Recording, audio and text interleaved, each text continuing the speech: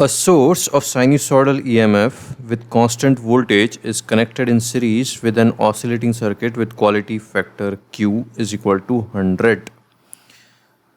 So immediately if Q is 100, that's quite big value. So we know that quality factor is given by this formula, and when quality factor is high or when damping is low, Q will become omega naught L by R, because we can neglect this term of 1. So you must already know this formula. So this is valid for high quality factor or low damping.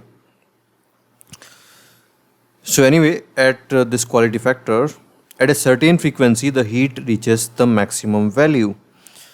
So we know that will happen in condition of resonance when the current is maximum. So I square R will also be maximum.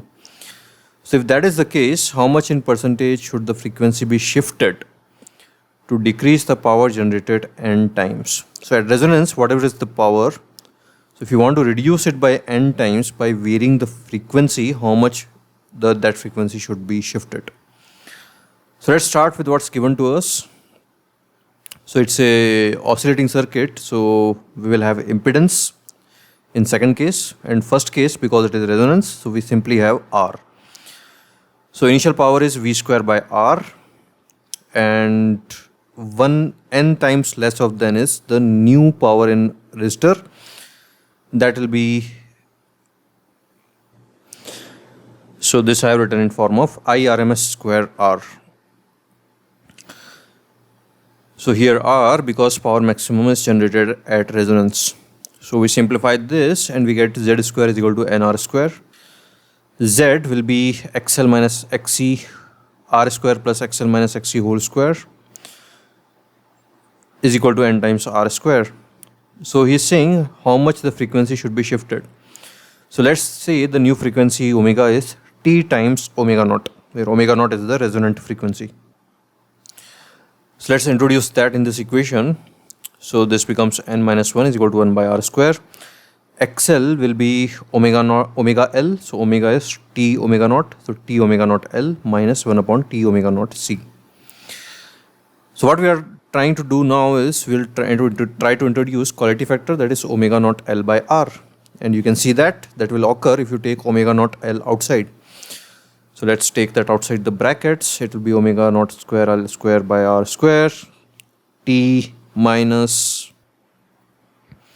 1 by T into omega naught square LC. So omega naught square is equal to 1 by LC, so it will cancel. So we have got N minus 1 is equal to Q square T minus 1 by T whole square. Now T depends on T is greater than 1 or less than 1. So let's say the frequency is increased. That means T is greater than 1.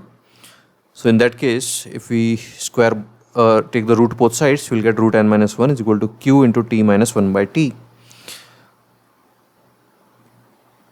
Now that from here we can get the value of T in variable form, but let's just put the values that are given. So let's put N is equal to 1.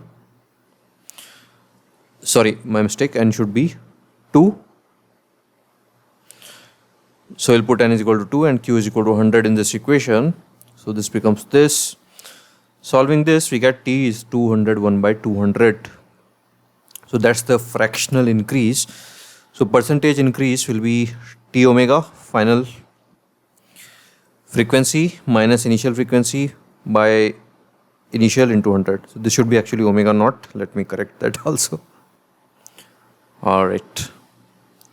So we put the value of T here. So this becomes T minus 1 into 100. That is 0.5%. So you can see that if from resonant frequency, if you vary the frequency even by 0.5%, power is reduced half.